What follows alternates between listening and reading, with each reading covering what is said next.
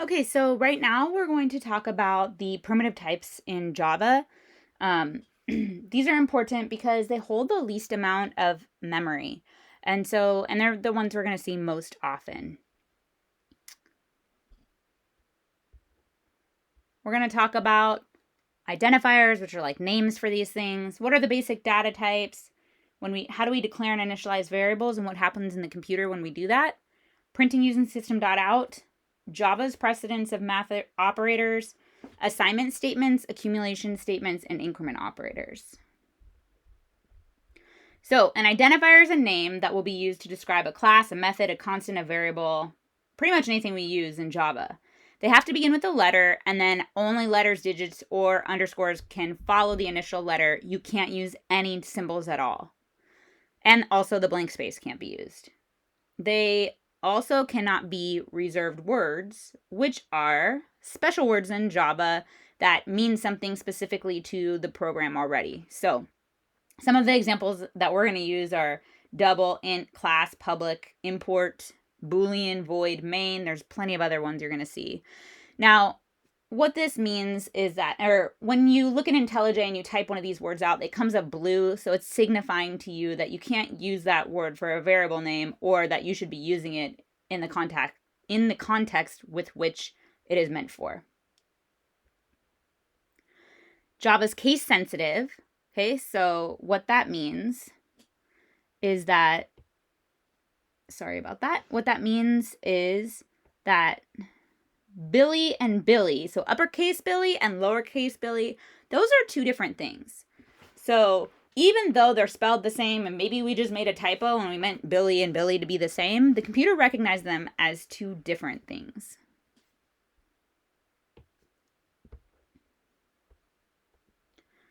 This is really, really, really important.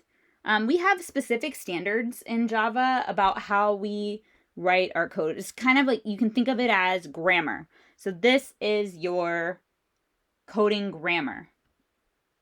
And it's important for the AP test as well, because this is just important overall so that people can read your code clearly and understand what you're referring to. So objects and variable names are lowercase. If there's more than one word, then every next word will begin with an uppercase. Classes, which are blueprints, are uppercase. Okay? Also, again, words after that also begin with an uppercase. That's called camel case. So I'm going to write that in here. So it's important that we note what that is. Camel case is how that's referred to. Okay, and lastly, constants are things we declare at the very top of our class or somewhere in the class that don't ever change. They are always written in caps. So I'm just going to do one of these. You're welcome to try these. Pause and try them if you'd like. So I'll just randomly take, it doesn't matter, the first one. Choose an identifier to represent a class used to store and edit the names of a vending machine. So I may want to call that vending. See the lowercase because it's an up. Oop. It's a class, so it should be uppercase. Vending machine. See, I almost made a mistake, but I fixed it. Okay, and maybe I'll do one more. The class will have instance variables to hold the number of calories and the price of each snack item. So these things are not classes. They're just instance variables. So maybe I'll call calories, cals, and the price of each snack item called price, and so on. You can try the last one on your own if you'd like. Okay, so we have 8 basic data types in Java: byte, short, int, long, float, boolean, char, and double. You can see the ones in blue. I'll also highlight them. Those are the ones that we are using for the test and will be using most often in the class. So int, boolean, char, and double. So ints and doubles both represent numbers. Ints are positive and negative whole numbers and zero. Doubles are any sort of decimal value. Positive, negative, anything that has a fractional value to it. Okay, so floats and doubles are both decimal values, but doubles can hold larger and smaller numbers. So for the AP test, we only use double. We don't really refer to float. Now, char. Okay, a char represents a character. A character meaning like a character on the keyboard. It represents single letters, digits 0 through 9, and punctuation symbols. They have to be enclosed with single quotes. So I'm going to highlight that because that's important. And they're stored using ASCII code. So I'm going to link the ASCII code table or an ASCII code table up for you so that you can see what I mean. So see what I mean and see what also each character corresponds to. So ASCII code, it stands for the American Standard Code for Information Interchange. And it's a way to convert chars into ints and vice versa. Now what's cool about this is you can refer to a char by its int. So you could say, like, let's pretend I said, I'm going to declare something as a char. I'm going to declare a character. So I'm going to say char. Let's say I call it char some char becomes, and let's just say I randomly pick a number, 135. So what the computer does is it knows that this has a code. So it goes into the ASCII code chart and it looks it up and it says, oh, 135 is whatever 135 is. I don't have it on me right now, but and this char, some char, holds that character. So it doesn't hold 135, it holds whatever character that is. And again, I'm going to link that table up for us to see. So there are some escape sequences in Java for characters, okay? Because we can't really, Java doesn't recognize these, or they have a different alternate meaning. So in order to have them be characters, we use these different shortcuts. For a new line, it's \n. For a horizontal tab, it's \t. For backslash, it's 2 backslashes. For single quote, it's \, single quote. For double quote, it's \, double quote. And for null characters, it's \0. So if you're wanting to put any of these into your code, a lot of times we do this for format. So if I wanted to say, like use the word don't, if I'm going to have a single quote, I would need to use \, and then a single quote in order for it to read correctly. Okay. The next type we're going to talk about is Boolean. I think it's the easiest one because it's basically true or false. So if anything that has a yes or no question or a yes or no answer is going to be put as a Boolean type. It can only be true or false. So I'm going to do a couple of these and then you can do a couple on your own. So a variable that will hold an amount of money. So I'm going to think, okay, well, it has to be a number. So it would either be int or double. But since it's money and money can come in cents, I'm going to say double. So I'll write double there. A variable that's going to hold a letter grade. Well, letter grades are chars. So I'm going to say they're characters. I'm going to say char. A variable that holds the number of students in the school. Well, that's going to be an integer because I can't get half of a student. Okay, and so on.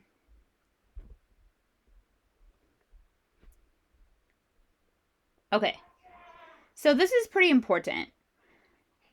So when we talk about variables, we talk about declaring them and initializing them. So we would like to declare them before they're used. What that does is, my understanding is, like, let's pretend that this is memory in the computer. What declaring does is it takes a specific memory box. So it'll find like the size of the memory box it needs. depending on what you have, an int, a char, a double, or whatever. And it'll say, let's say I said int x. What it says is it finds like, okay, this one will hold an int size thing, and it is going to be called x. So when I refer to x, I'm going to refer to this box. Now, when I initialize the variable, okay, it actually sets the value of the variable in the box. So initialization comes with an equal sign. Should have actually put a semicolon here. So initialization comes with an equal sign. So what that means is you have to make sure that you put the correct type with your initialization. So and we say the word gets when we use that equal sign. So then I'm going to write it right here. Let's say I say x gets 6. And what happens is now we go in here, and right in here, this little memory slot is filled with the number 6 now. You can also do it all in one step. So you could say, that was one way of doing it. I could say, let's say, int y, oh, I shouldn't put those so close together, equals, or becomes 0. So then here, this little spot is called y, and inside here is a 0.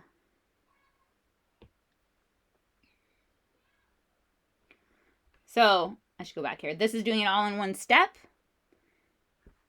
On the left is doing it in 2 steps. On the right is doing it in all in 1 step. Okay, I'm going to circle in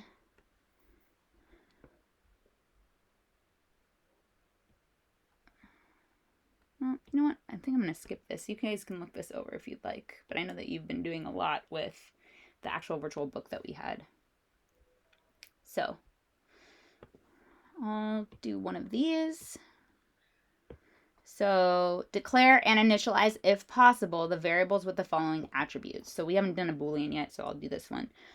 A happy set to true, that's going to be a Boolean.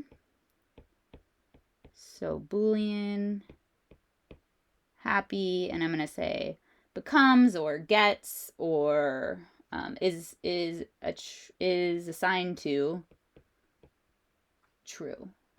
Because this doesn't actually say, this equal sign here doesn't actually say they're equal.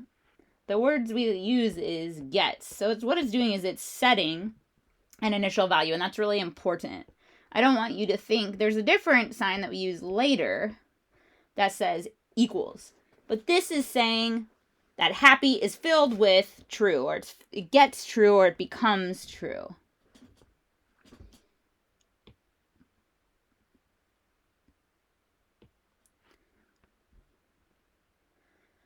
So printing, well, our this is important because our programs can do a lot of things, but there's an output window, and if we don't print anything out to the output window, we won't have anything to see. So printing allows you to see things in your output window. Now, println prints a line of text into the console window, and it pushes you to the next line. So it positions the cursor to the beginning of the next line. So it's like hitting return at the end. Or enter.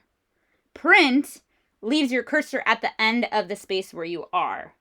So those are just the 2 different ones you need to be careful with formatting and such when you use them. Okay. They can be used with text, which is represented in double quotes. I'm going to refer to those as strings because that's what they are in Java, and we'll learn more about those later. Variables, we use by using their identifiers, and when we want to put them together, concatenation, I'm going to use that word a lot, is putting the 2 together. And so what it does is it puts the string value or the words together with whatever the identifier was holding. So If I were to write code to print out the following lines of text, how would I write it? So I would say, let's see if I can do this. I would say system.out.print. Maybe I'll say print line.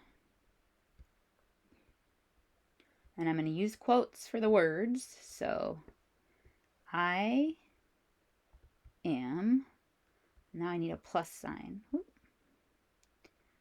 I am, I have to end my quotes first, and then I'm going to use a plus sign. And then I'll use the identifier age. I'm going to use my plus again, and then my quotes. I need to leave a space. Years old.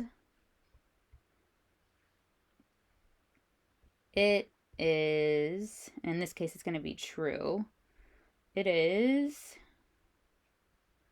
I'm going to end my quotes, put a plus, and then I need to use the variable can vote. And then I'm going to use another plus. And put a space. Actually, I'm going to put a, I have to say that I can vote. That I can vote.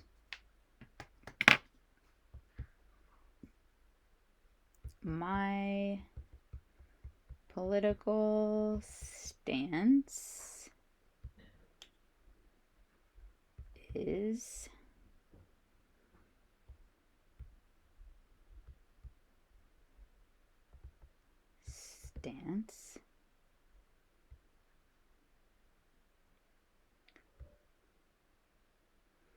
usually let me see if I can make this wider. Usually we put the plus there, so I'm gonna actually hit a end character. So the plus, if I want to go to a new line, I leave the plus at the end. So I'm gonna write stance again. I'll make it lowercase because Java's picky.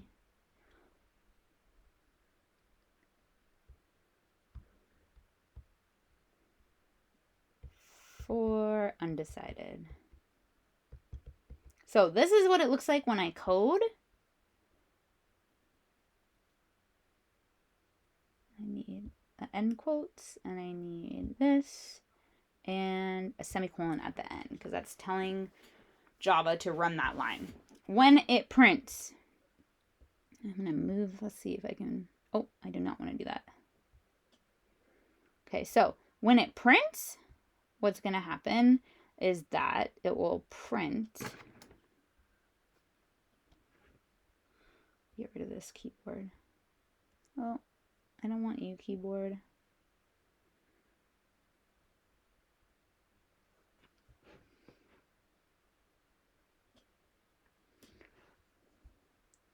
And this would all be in one line. So I am, and then I will check up here and I'll say, the thing is 18. So 18 years old.